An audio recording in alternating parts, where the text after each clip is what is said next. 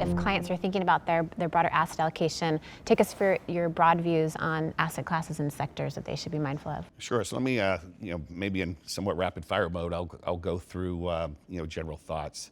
Let me start first within the fixed income opportunity set in credit. You're gonna have to be careful with credit. More technological innovation could lead to better productivity, which could lead to better economic growth. But a lot of what we describe is quite disruptive. The green, or the brown to the green energy transition is probably the best example. The brown companies carry a lot of the debt. The green firms tend not to.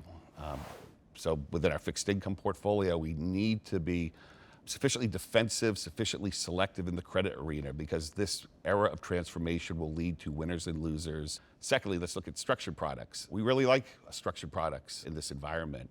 A lot of the post-global financial crisis regulations have continued to make it hard to take excessive risks within that opportunity set. Mortgages, asset backs, other areas of that marketplace. In a world of considerable uncertainty, it's great to have hard assets and pretty good documentation. So whether it's the public or the private side of the opportunity set, we really, really like that asset class. Emerging markets on the fixed income side.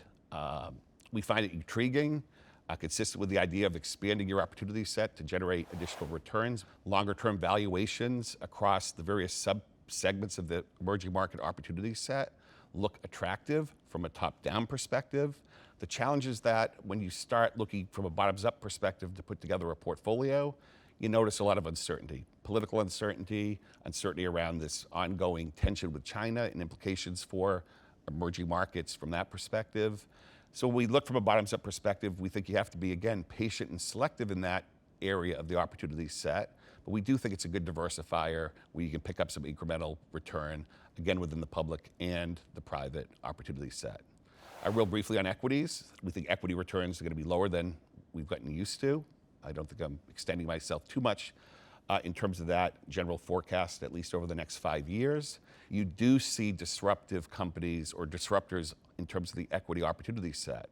Then finally, just touching on the private opportunity set. I mentioned earlier, we think it's important to shift one's mindset and think about opportunities in those areas of the market.